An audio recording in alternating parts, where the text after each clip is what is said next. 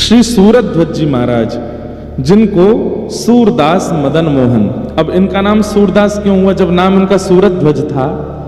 तो देखो बंधुओं, प्राचीन भक्तों के जब आप पद सुनेंगे, वे पद लिखते थे तो पद के अंत में नाम होता था, जैसे मीरा के प्रभु गिरधर नागर।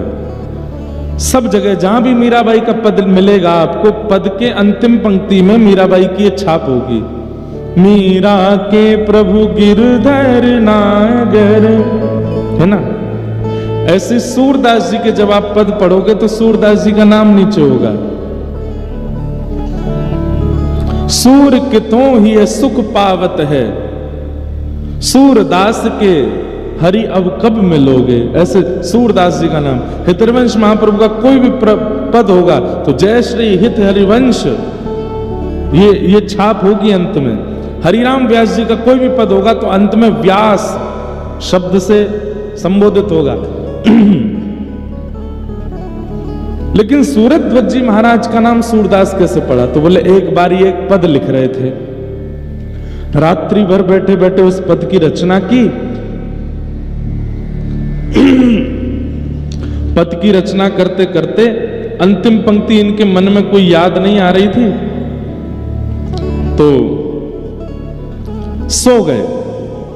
और जैसे ही सुबह उठे तो वो पंक्ति लिखी हुई थी। क्या लिख रहे थे?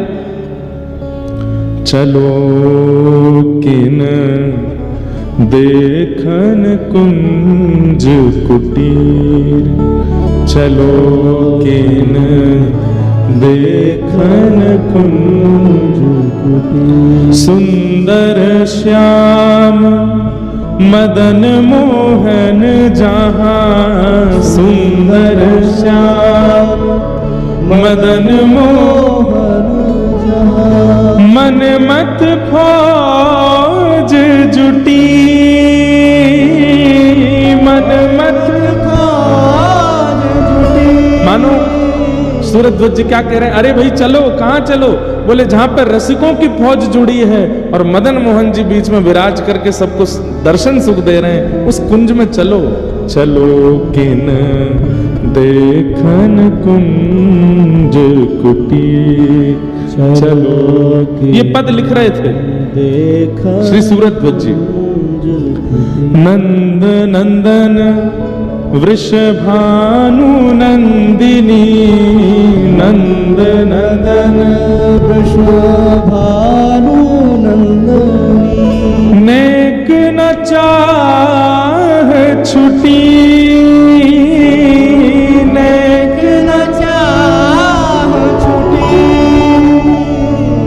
हे सूरत सेज पर लरती अंगना, सूरत सेज पर लरती अंगना, मुक्ता माल टूटी, मुक्ता माल टूटी, चलो किन देखन कुंज कुटी, चलो किन देखन कुंज, उरज तनि कंचुकी चुरकुट भई, उरज तनि कंचुकी चुरकुट भई, कटि तट ग्रंथि हटी, कटि तट ग्रंथि हटी, चतुर शिरोमणि सूर नंद सुत, चतुर शिरोमणि सूर, चतुर शिरोमणि सूर नंद सुत, चतुर शिरोमणि सूर नंद सुत, लीनी आधार चुटी, चलो किन देखन कुंज कुटी। निवृत्त कुंज का पद लिख रहे थे, अंतिम पंक्ति में कुछ लिख नहीं पा रहे थे। सुबह उठ करके देखा तो क्या पाया? चतुर शिरोमणि सूर नंद सुत। ठाकुर जी ने आकर के उस पंक्ति को पूरा किया और इनको नाम सूरदास प्रदान किया। इनके नेत्र नहीं थे ऐसा नहीं है, नेत्र थे, लेकिन ठाकुर जी ने इनको नाम सूरदास प्रदान किया। तो फिर इन्होंने मन में विचार किया कि सूरदास जी के पद और मेरे पद अगर कभी कोई पढ़ेंगे तो लोगों के मन में यह आ जाएगा कि भाई ये किसके पद है। तब इन्होंने सूरदास मदन मोहन अपने पदों की छाप में सूरदास मदन मोहन कहना प्रारंभ किया। तो ऐसे श्री सूरध्वज जी महाराज ये उत्तर प्रदेश में नैमिषारण्य के पास में एक स्थान पड़ता है, उस स्थान का नाम है संडीला। वहां के सूबेदार थे, संडीले में रहते थे, लेकिन वृंदावन के श्री मदन मोहन जी, वृंदावन के मदन मोहन जी जिनको सनातन गोस्वामी ने प्रकट किया, उनसे इनकी बड़ी प्रीति थी। कभी कभी वृंदावन जाते थे और मदन मोहन जी का रूप देख करके ये इतने आनंदित हो जाते थे, बस उनको देखते ही रहते थे। कहते हैं एक बार इन्होंने मदन मोहन जी की बड़ी याद आई, लेकिन कार्य में इतने व्यस्त थे कि वृंदावन नहीं जा पा रहे थे। तो नगर में भ्रमण करते करते वहां पर गुड़ के बहुत सारे छोटे छोटे गुड़ के बाट ऐसे एक बैलगाड़ी के ऊपर रखे थे। इनके मन में आया कि मैं तो वृंदावन नहीं जा पा रहा, ठाकुर जी के लिए कुछ प्रसाद भिजवा देता हूं। और इन्होंने खूब सारी बैलगाड़ियां भर के गुड़ वृंदावन भिजवा दिया। गुड़ बेचने वालों ने इनसे कहा कि भैया तुम जितने रुपए में यहां से गुड़ खरीद के और पूरा किराया देकर के वृंदावन भिजवा रहे हो, इतने में तो तुम एक व्यक्ति को कुछ धन देकर के वृंदावन भेज दो, वृंदावन से गुड़ खरीद के ठाकुर जी के मंदिर में दे देते हैं, इतना पैसा क्यों लगवा रहे हो। मदन मोहन जी बोले प्रेम की रीत रंगीलो ही जाने। प्रेम ऐसा नहीं होता कि मेरा प्रेमी जहां रहता है चलो वहां से कोई सामान खरीद के उसके घर भिजवा दो, नहीं, प्रेम में तो अपनी निज सामग्री उसके यहां भिजवाई जाती है। ऐसा थोड़ी होता है कि महाराज जी आप वृंदावन विराज रहे हैं, हम तो नहीं आ पा रहे, चलो ब्रजवासी का पेड़ा आपके घर भिजवा देते हैं। कौन सी बड़ी बात है, बगल में ब्रजवासी, पैसे ज्यादा हैं, आपने किसी को देके भेज दिया, लेकिन आपने हांसी के पेड़े भिजवाए, ये बड़ी बात है ना। अब भाई हांसी का पेड़ा खरीदा गया, यहां से गाड़ी करी गई, यहां से कोई आदमी लेकर के गया, परिश्रम हुआ। भाई परिश्रम को ही प्रेम कहते हैं। जहां पर परिश्रम ना किया जाता हो, जहां श्रमित ना हुआ जाता हो, उसको प्रेम थोड़ी कहा जाता है। आजकल के युवाओं का जो प्यार है वो कैसा है, वो श्रम वाला प्यार नहीं है, श्रम वाला प्रेम नहीं है, उसमें परिश्रम नहीं करना चाहते, वो इजी वे ढूंढते हैं अपने प्रेम के इजहार के लिए। और ये इजी वे प्रेम में नहीं होता। सूरदास जी बोले कि हाँ, वृंदावन से यही गुड़ के अगर सामग्री में वृंदावन से खरीद के भिजवाऊं, मेरे 10 रुपया लगेंगे बस। उस समय की बात है, अकबर के समय की। लेकिन मैं संडीले से भेजूंगा, बैलगाड़ी में रख करके भेजूंगा, यहां से लोग चल करके जाएंगे, 2-3 दिन का मार्ग, बैलगाड़ियां धीरे धीरे चल के 3-4 दिन में पहुंचेंगी। तो श्री मदन मोहन जी को पता तो चलेगा, वहां तो बहुत लोग हैं गुड़ देने वाले, लेकिन जब संडीले से गुड़ जाएगा तो श्री मदन मोहन जी को पता तो चलेगा कि मेरा कोई प्रेमी है, उसने भेजा है मेरे लिए, वो स्वीकार करेंगे। और वही हुआ। मदन मोहन जी सूरध्वज जी ने गुड़ भिजवाए संडीले से, और वहां 3 दिन बाद वो गुड़ पहुंचे। और रात्रि का समय था जब गुड़ पहुंचे। श्री मदन मोहन जी का शयन हो चुका था, रात्रि के 12-1 बज रहे थे। मदन मोहन जी तो विचलित हो गए, श्री जी से बोले अरे सुनो, सुगंधी ना आई का? बोले काय की? बोले गुड़ की। गुड़ तो घनेरो पड़ो है रसोई घर में, रोज ही आती रहे। अरे रसोई घर वाली नहीं, बाहर ते आ रही है सुगंधी। श्री जी बोली हाँ आ तो रही है। बोले सूरध्वज ने भिजवाए संडी लेते। बोले तो मालपुआ खावे को मन कर रो है। श्री जी बोली रात के 12-1 बज रहे हैं, शयन कर लो। ना मैं तो अब ही खाऊंगो। तो बोले पुजारी जी को जाके स्वप्न दे दो। सोई ठाकुर जी पुजारी जी के स्वप्न में प्रकट हो गए।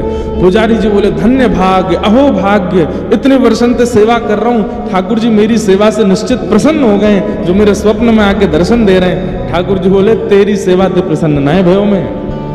तो बोले मंदिर के द्वार पे गुड़ की बैलगाड़ी खड़ी है, उन गुड़न की जल्दी रसोई घर में धरवाओ और अभी इसी वक्त रात्रि में रसोई खोल के पुआ बनाओ और पुआ बना के भोग लगाओ।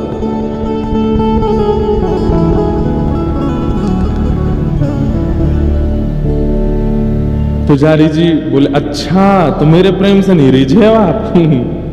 ठाकुर जी बोले तो रीझ जाऊंगा लेकिन तू पहले पुआ बनवा। तो पुजारी जी बोले जय जय मैं एक देर रुक जाओ, 4 बजे तक सो लो, फिर मैं उठ के बढ़िया बनाई दूंगा। और गुड़ तो बहुत धरो है, पहले पुरानो जो रखो है बाकू प्रयोग में ले लेंगे, नए वाले को फिर धीरे धीरे लेते रहेंगे। तो ठाकुर जी क्रोधित हो गए और स्वप्न में ही डांटने लगे। बोले देख तू सवेरे उठेगो, तू रसोई जैसे स्नान करवे जाएगो, स्नान घर में गिर जाएगो, तेरा मूड फूट जाएगो। अब ही उठ के जा और अबई आ वक्त जाए के भारत गुड़ लाए के मुकु पुआ बना, मुकु अबई पवा मेरे प्रेमी ने भेजो। यहां पर भक्तमाल टीकाकार एक इसमें बहुत सुंदर एक दृष्टांत दे रहे थे, मैं कल पढ़ रहा था।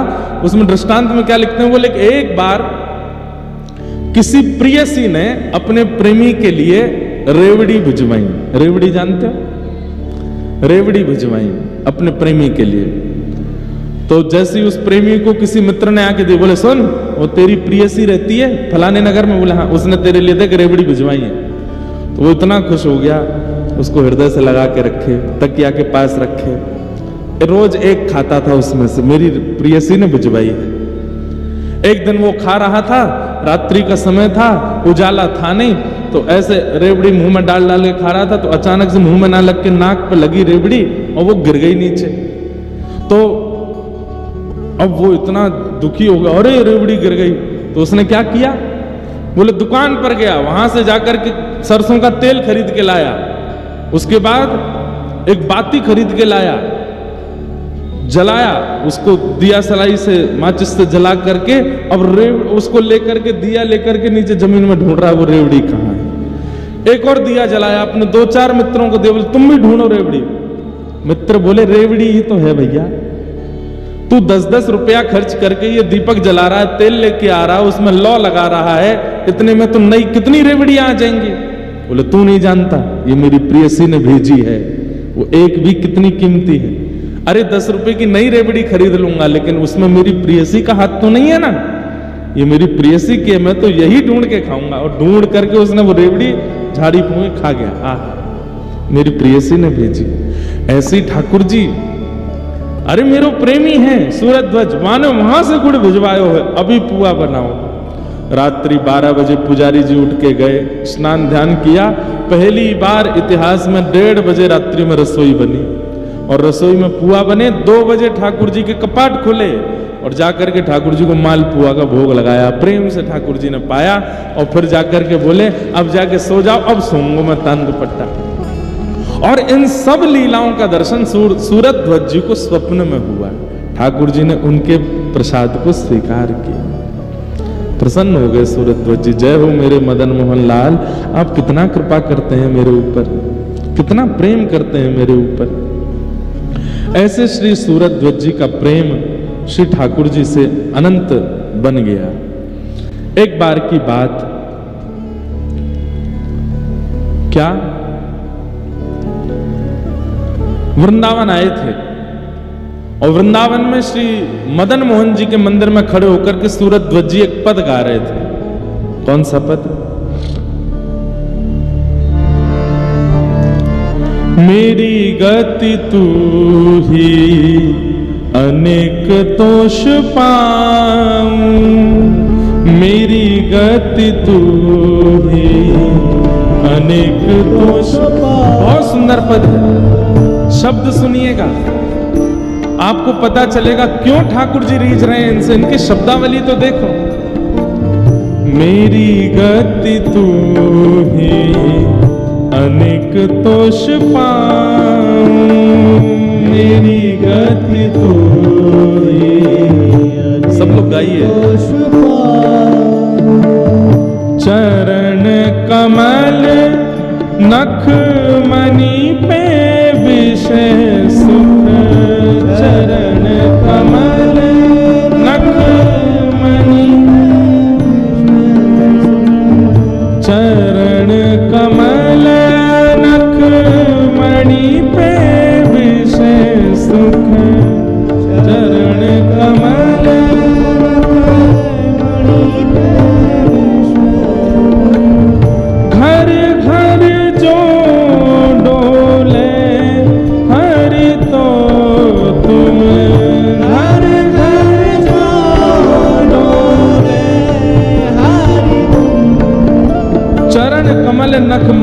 विषय सुख बहाऊं, घर घर जो डोले हरि तो तुम्हें लजाऊं।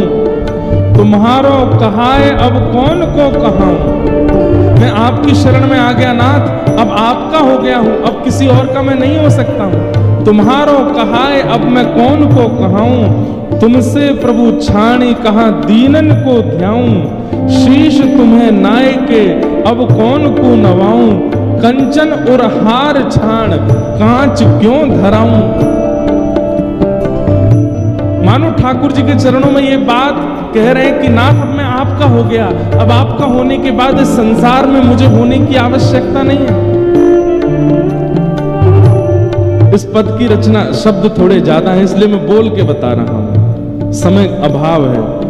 तुम्हारो कहाए अब कौन को कहाऊं, तुमसे प्रभु छाणी कहां दीनन को ध्याऊं।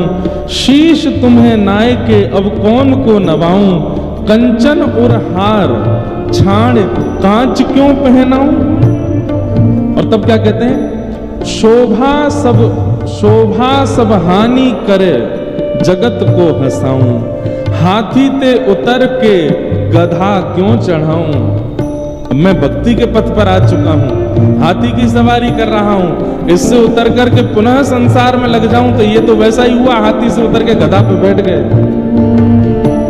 कुमकुम को लेप छाण काजर मुंह लगाऊं, कामधेनु घर में तजी अजा क्यों दुहाऊं। मेरे पास कुमकुम है तो मैं काजल क्यों लगाऊं मुख पर, और घर में कामधेनु गैया है तो मैं बकरी का दूध क्यों पीऊंगा। कनक महल छाणी क्यों कुटिया बनाऊं, पायन जू पेली प्रभु ते अनत जाऊं। सूरदास मदन मोहन लाल गुण गाऊं, संतन की पनही को रक्षक कहूं। मेरी गति तू है अनेक दोष पाऊं, मेरी गति तू है दोष पाऊं, मेरी गति तू अनेक दोष पाऊं, मेरी गति तू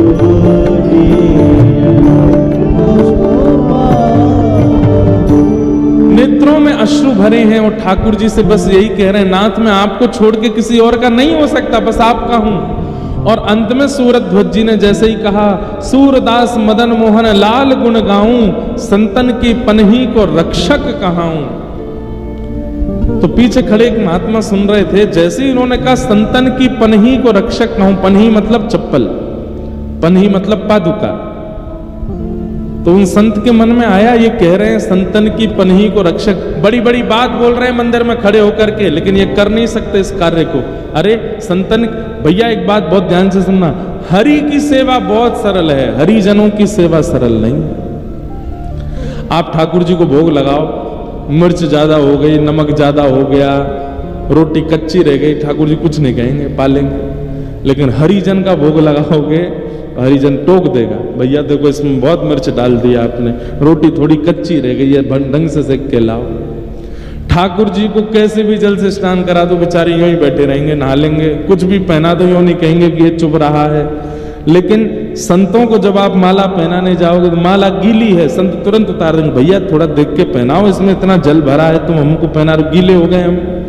चरण धो रहे हो, थोड़ा ताता जल लेके आओ, ऐसे जल से कैसे धुला रहे हो।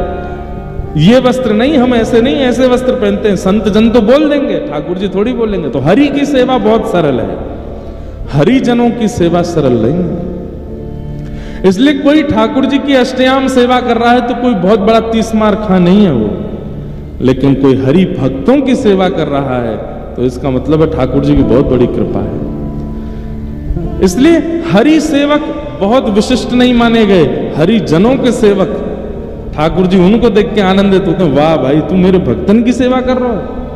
जब इन्होंने ये बात कही कि सूरदास मदन मोहन लाल गुण गाऊं, संतन की पनही को रक्षक कहाऊं, पीछे खड़े एक महात्मा बोले रुक जाओ, कल तुम्हारी परीक्षा लेता हूं। संतन की पनही को रक्षक कहाऊं, बड़ी बड़ी बातें बोल रहे हो यहां पर खड़े होके।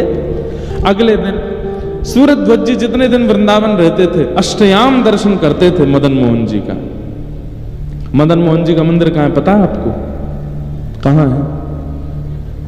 कालीदह के पास। जब आप लोग वृंदावन की परिक्रमा लगाते हैं तो कालीदह से आगे एक ऊंचा सा मंदिर दिखाई देता है, सीढ़ियां जा रही हैं ऊपर। कई पंडा लोग ऐसा बताते हैं वृंदावन में उस पर सोने के कलश थे, पहले जमुना जी यहीं बहती थी, वो सोने के कलश चुराने एक चोर कूद गया, ऐसे ऐसे कथा सुनाते हैं। अब वो मदन मोहन जी कहाँ हैं? अब करौली में है, राजस्थान में। मदन मोहन जी, गोपीनाथ जी, गोविंद देव जी और जुगल किशोर जी, ये सप्तनिधियों के कुछ ठाकुर हैं जो राजस्थान और मध्य प्रदेश में विराजमान। बाकी राधा वल्लभ जी, राधा रमण जी, बांके बिहारी जी ये वृंदावन में ही विराज रहे। बीच में बिहारी जी भी गए थे भरतपुर, लेकिन राधा वल्लभ जी और राधा रमण जी ये अखंड ब्रजवासी हैं, कभी ब्रज छोड़ के नहीं गए। चाहे मुगल आ गए, चाहे कोई स्थिति आ गई, राधा रमण जी और राधा वल्लभ जी सदा वृंदावन में ही रहे हैं। बाकी सब ठाकुर नेक नेक व्रज से बाहर जा चुके। तो अगले दिन जैसे ही मंगला का समय हुआ, ध्यान से सुने, तो वो संत आए और मदन मोहन जी उसी समय भीतर प्रवेश कर रहे थे मंदिर में। तो संत आकर के बड़े दुखी होकर के खड़े हो गए। तो मदन मोहन जी ने, सूरध्वज जी ने उनका मुख देखा, बोले भगवान दर्शन करने चलो, मंगला हो रही है। बोले कैसे जाऊं? बोले क्यों? इतनी महंगी मेरी पादुका कल कोई चुरा ले गया था, परसों नहीं पहनी, उस दिन भी कोई चुरा ले गया, रोज मेरी पादुका कोई ले जाता। अब मैं सोच रहा हूं कि पादुका उतार के कैसे जाऊं भीतर। सूरध्वज जी बोले मुझे ये सेवा दीजिए, आप दर्शन करो, मैं आपकी पादुका लेके बैठा हूं, आप जब दर्शन करके आ जाओगे आप पादुका पहन लेना, फिर मैं कर लूंगा दर्शन, और ये तो मेरी सेवा है, ये तो मेरा सौभाग्य है। एक बात यहां पर नाभा जी ने कही है, बहुत सुंदर है। भगवत पदत्राण की अपेक्षा भक्त पदत्राण की सेवा सुलभ एवं श्रेष्ठ है। क्या बात कह रहे हैं? ठाकुर जी के चरणों की सेवा आपको नहीं मिल सकती, तो जब तक ठाकुर जी के चरण नहीं मिल रहे तब तक क्या करो? बोले भक्तन की चरण सेवा करो। ठाकुर जी के चरणों की सेवा अभी इतनी जल्दी नहीं मिलेगी, पहले भक्तन के चरणों की। मैंने एक दिन कथा परसों में कहा था कि भाई कहीं नौकरी चाहिए हो तो अपना रिज्यूम दिखाना पड़ता है कि कितना एक्सपीरियंस है। श्री जी और ठाकुर जी के चरणों की हम जब अपेक्षा करते हैं तो श्री जी और ठाकुर जी तो कुछ नहीं कहते, वो तो कहते हैं आ जाओ भाई कर लो सेवा, लेकिन अष्ट सखियां रोक देती हैं ना, पहले अपने हाथ दिखा कैसे है, हाथ कठोर तो नहीं है। हमारी श्री जी ठाकुर जी के चरण बड़े कोमल है, तू कठोर हाथन ते छुए गो, कहीं श्रम है गयो तो हमारे हाथ देखते ही अष्ट सखियां हमको मना कर देना, ये चरण नहीं देंगे, क्यों? तेरे हाथ बड़े कठोर हैं। बोले हाथ नरम कैसे होते हैं? बोले अगर तेने खूब भक्तन की सेवा करी होती तो तेरे हाथ नरम हो जाते। संतों की सेवा, रसिकों की सेवा, भक्तों की सेवा, हरिजनों की सेवा। और इसका मतलब ये नहीं कि हाँसी में प्रतीक्षा करो कि कोई व्रज से आवे, अयोध्या से आवे, चित्रकूट से आवे तो ये मुझकी सेवा। हम तो कह रहे हैं आप अगल बगल में जो ये बैठे हैं सब हरिजन हैं, सब हरि भक्त हैं जो कथा में आए हैं, बैठे बैठे उनके ही चरण दबाते रहा करो। आप कथा सुन रहे हो भैया, वो कहे अरे भैया मत दबाओ, तो तुझे कौन कह रहा? तू मेरे दबा, मैं तेरे दबाऊं? हाँ, दोनों एक दूसरे के दबाते रहो। ऐसी हरि सेवा। जैसे ही बगल वाला श्रोता उठ के खड़ा हो कथा के विश्राम में, उसके नीचे की रज थोड़ी माथे से लगा लो, उसको पता ना चले, उसको अभिमान हो जाएगा, देखो मेरी भक्ति से रीछ के मेरी सेवा कर रहा है, पर ये आपके लिए बताया जा रहा है। हरि जनों की सेवा का मतलब कोई जरूरी नहीं कि ब्रजवासी हो, अयोध्यावासी हो, चित्रकूटवासी हो, जगन्नाथपुरी वासी हो, द्वारिका वासी हो, कोई भी जो हरि कथा में रुचि रखता है, हरि सेवा में रुचि रखता है, वो सब हरि जन है, उनकी सेवा करो। बगल पे बैठे किसी को प्यास लग रही है, आपने पानी पिला दिया।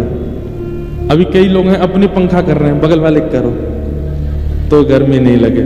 अरे भैया नहीं नहीं, तो तू मेरी करना, मैं तेरे कर रहा हूं, तू मेरी कर। दोनों एक दूसरे की सेवा कर।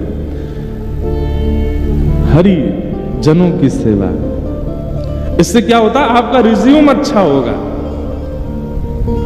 ये जब ललिता विशाखा श्री जी की सेवा में लेने से पहले आपको देखेंगे तो समझ जाएंगे, ओहो हरिजनों की बड़ी सेवा करी है, यानी ये ठाकुर जी की स्पर्श का अधिकारी है, तब ठाकुर जी की सेवा में लेते हैं। तो एक और बात यहां पर नाभाजी ने बहुत अच्छी लिखी है कि ठाकुर जी की सेवा का फल क्या है? ठाकुर जी के भक्तों की सेवा मिलना, ये ठाकुर जी की सेवा का फल है। समझ में आई बात? जिसने अपने ठाकुर की खूब सेवा करी होगी उसी को अपने जीवन में किसी हरि भक्त की सेवा करने का अवसर मिलेगा। कितनी बड़ी बात है।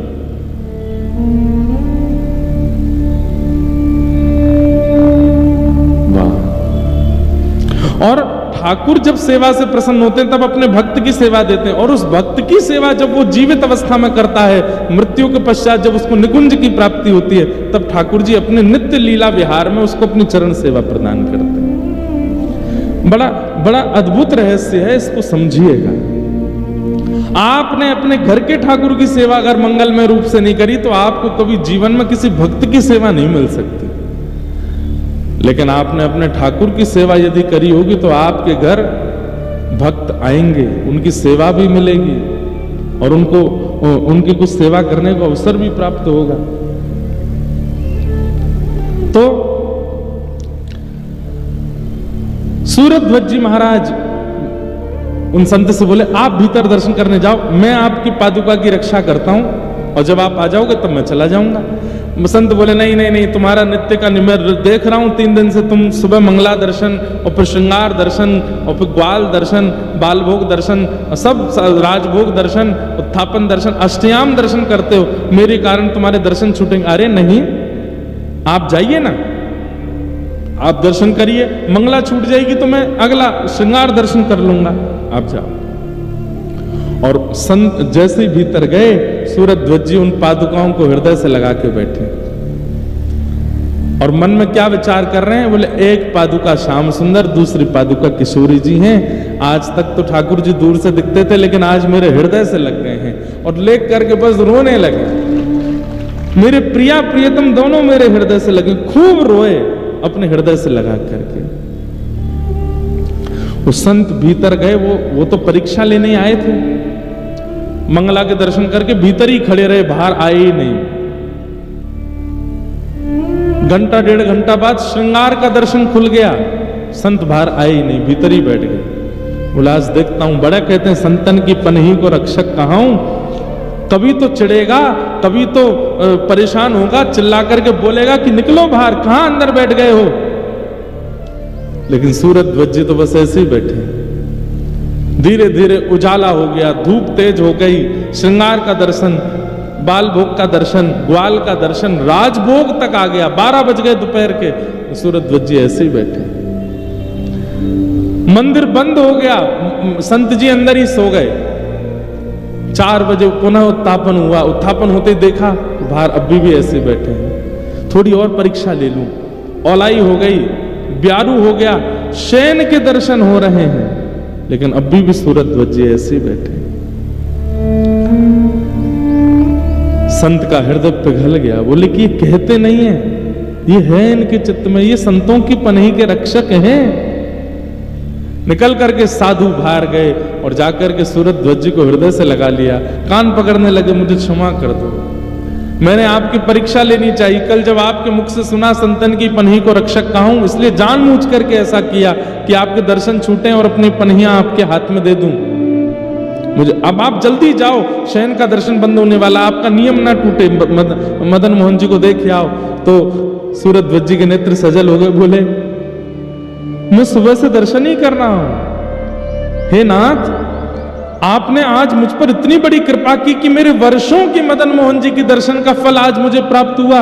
प्रिया प्रियतम दोनों मुझे निकुंज में लेकर के गए थे, नेत्र बंद करके मेरा शरीर यहां बैठा था, पर मैं प्रिया प्रियतम के साथ विहार कर रहा था। आज उन्होंने मुझे सहचरी बनाया, सखी बनाया, अपने रास का अनुभव कराया। आपकी पादुका हृदय से लगते ही मानसी प्रकट हो गई। अरे मैं तो घंटों से मानसी में आनंद ले रहा था। ठाकुर जी कभी रबड़ी पवा में, श्री जी कभी मलाई पवा में, यहां से ललिता विशाखा आदि सबके दर्शन हुए आज मुझे। हे नाथ, आपके चरण की पनैया के इतने बड़े सौभाग्य की मेरे को प्राप्त होती, आज अष्टयाम का दर्शन हो गया।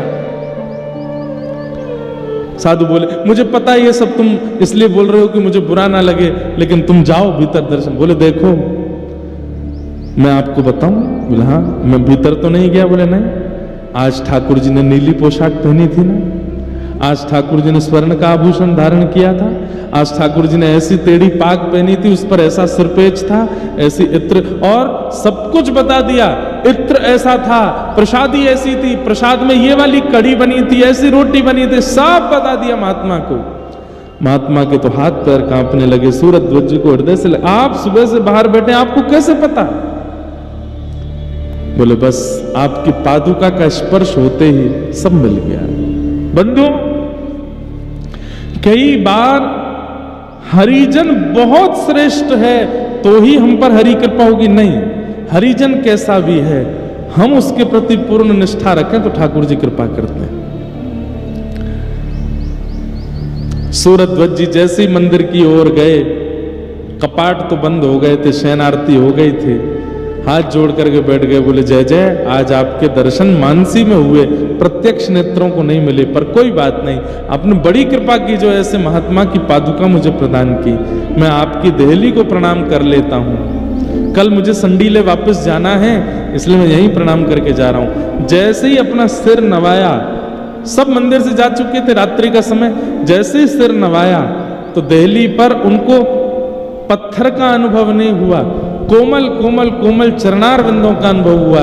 जैसे नेत्र खोल करके देखा, साक्षात श्री मदन मोहन जी प्रकट हो गए हैं, और प्रकट होकर के सूरज ध्वज जी को अपने हृदय से लगाते, एक क्षण के लिए हृदय से लगा के मदन मोहन जी अंतर ध्यान हो गए। ऐसे सूरज ध्वज।